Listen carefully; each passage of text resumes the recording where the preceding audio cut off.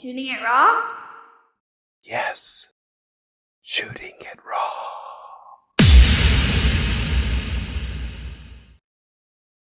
I've decided I'm your newest biggest fan because you're amazing, you're awesome. Okay, next photo. So that's you with a hat and the glasses in the background, Yep, smiling. that's me with my Big, beautiful big smile. fish. So now this image, you're in the back wearing the overalls with the. I guess you can stand in a stream. What's the name of those things again?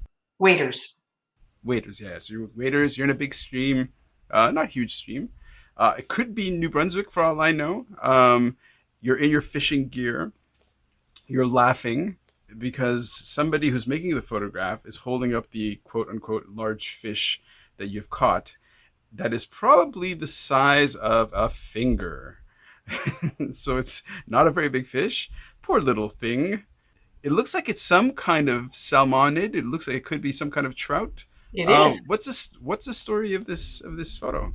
I was just thinking of all the things that I've done that I haven't done well, including falling on my face. Fishing is another thing that I love and I suck at completely, but it's very peaceful. And this is my hometown, Oakville, Ontario. It's where I lived for all the way through high school and grade school.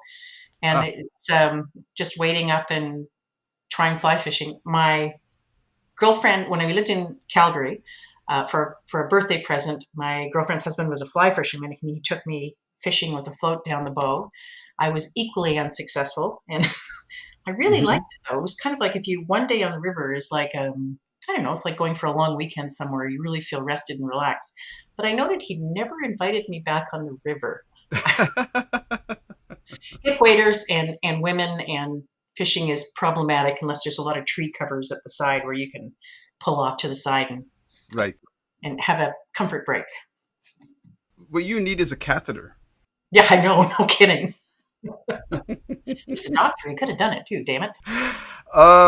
Okay, so what are we communicating with the outside world about? I'm assuming you have a wealth of images, and the one like the second one you've picked, one really communicates your playfulness, your energy, your yeah, like you're outside, you're so in the photograph, I should describe it a little bit better. So you're in a stream that's probably about I don't know, maybe about 20 meters wide, not very deep. So it's not a very deep stream. Maybe it's probably about half a meter or a meter deep at the most.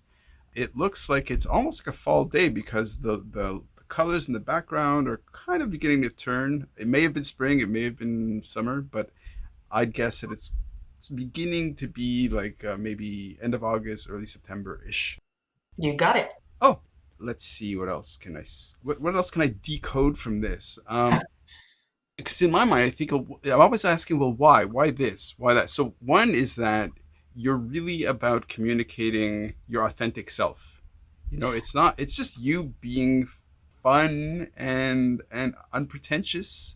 Well, I'm not going to pretend to be successful when I'm not. I'm not going to pretend to be fancy or schmancy when I'm not, because that's kind of hard to keep up. So yeah, this Yeah. is and funny. You asked the question, "What does photography mean to you?" And I'm realizing I have very few pictures of me because I'm the one taking the pictures.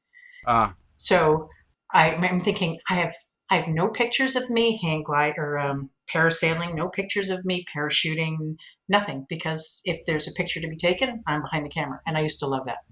There no photos of you balancing on a big elastic band ball. Nope, nope. There's some odd photographs, but no, no, none of the ones. But yeah, I think what does it say about me? Yeah, I will. I'll give it a try. I'll give it a go. Hmm. And I am. I also take an awful lot of swings at bat before I actually make contact, and I'm okay with that. Okay. Well, you mentioned that you went back to school, right? Is it that Yeah. you went back to school or you went to school for the first time post 30s ish? Okay. I started off in high school. I had no idea what I wanted to do, and my guidance counselor said I should be in engineering because I was good in math and science. I Hmm. actually applied to University of Toronto for aerospace engineering and philosophy and physics, which back then was this Ayn Rand double degree that everybody thought was so cool. I got accepted to both, but didn't go, which I have said a couple of times is that I probably can credit the Canadarm with its success because I didn't go to aerospace engineering. I'm kind of thinking in a really odd direction, but I did go to Queen's. I lasted 5 months, dropped out, and then I gathered myself together and went to McMaster for a BPE, phys ed. And then Okay. I went to University of Calgary for a degree in education. Hmm. And then I started to teach, but boom, pregnant kids, babies, transfer to England, and Mm. yeah, And then at some point you thought, well, I'm going to go back to school, and you said, what's it, UBC? yep, yep, UBC. Okay, their creative writing program or a different program? Creative writing. They offer an optional residency, creative writing. It wasn't the first place I applied to. I applied to Oxford first because I thought, oh, that Nice. would be really nice. Plus, it was close. I was living on mainland Europe, and I could just pop over Hmm. rather than 10 hours. It would be 1 hour.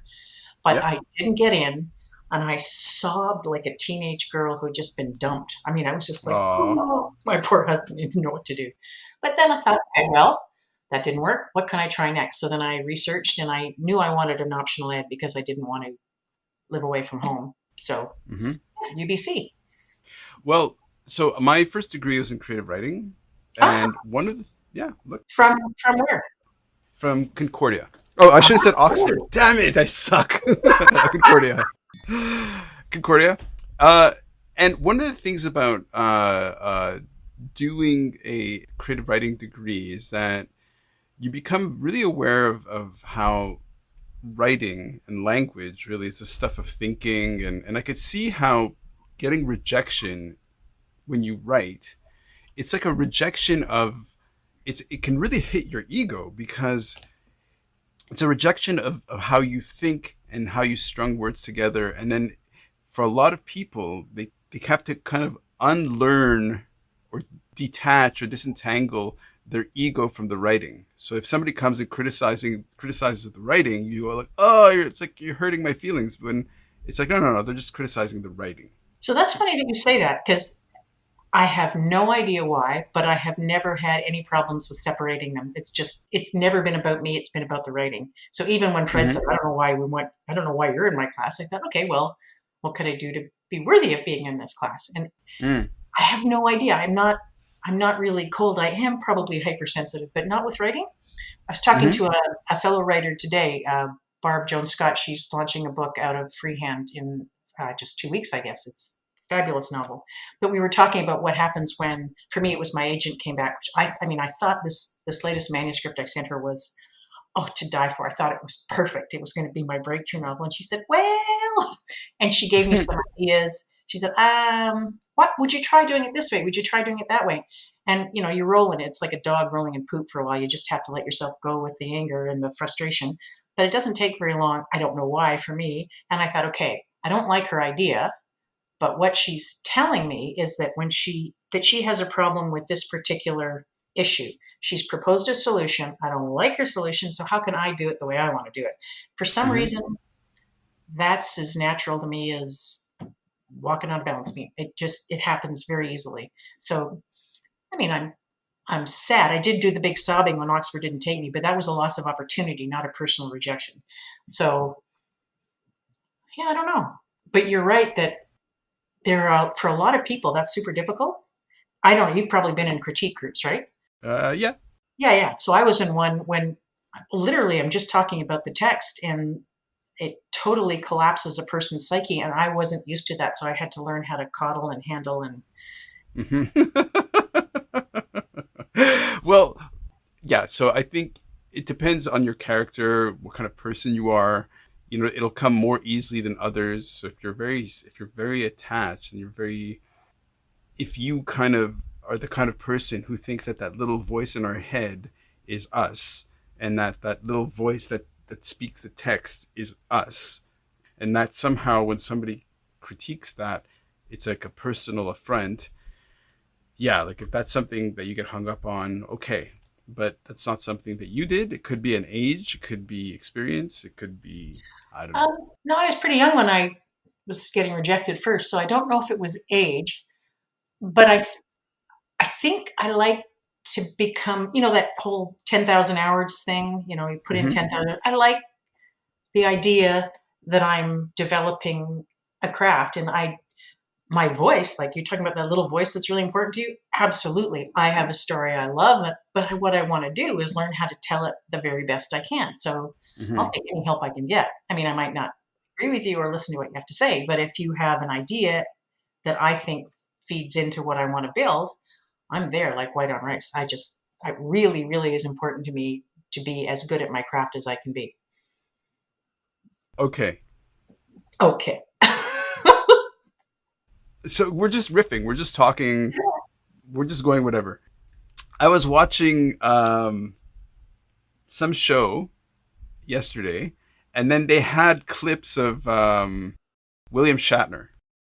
Oh, And William Shatner, the sort of the famed Montrealer, blah blah blah, or whatever, really kind of funny. And then in his little monologue in some show, T.J. Hooker or whatever, he's like, "You blah blah blah, I'll be on you like white on rice."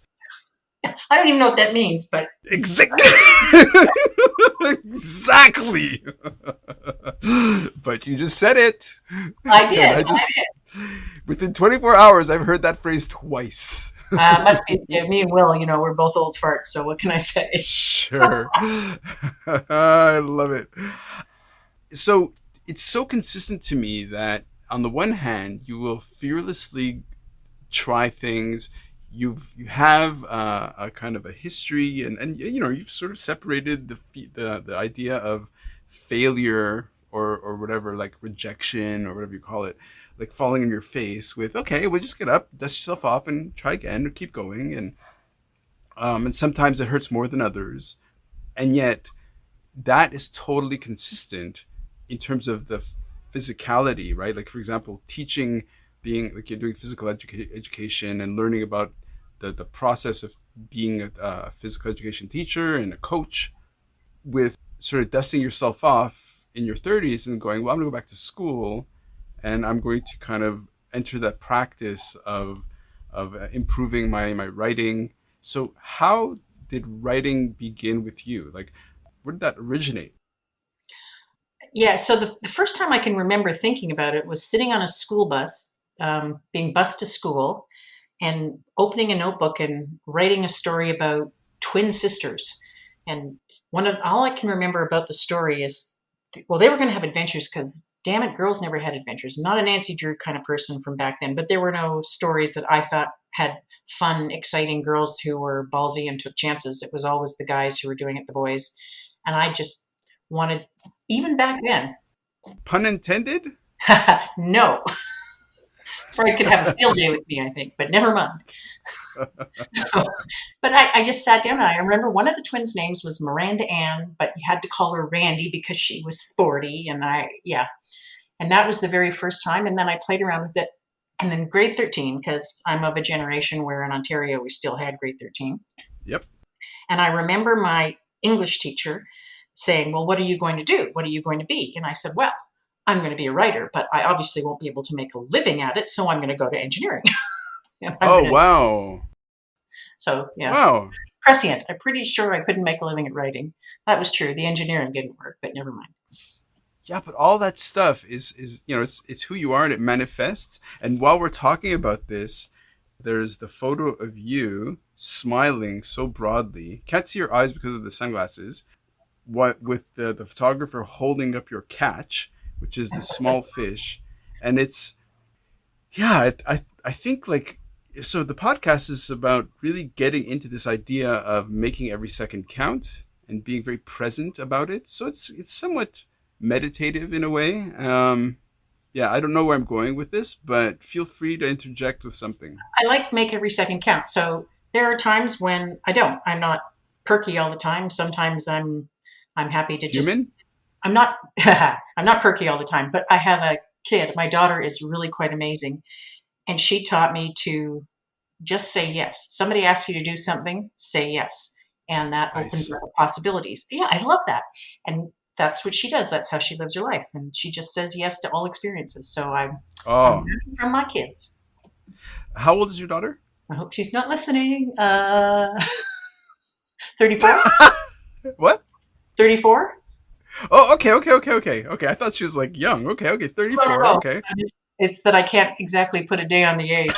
That's awesome.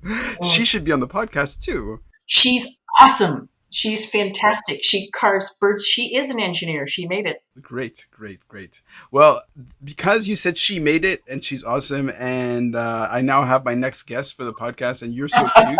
Let's go on to the next photo, shall we? Okay. Yep.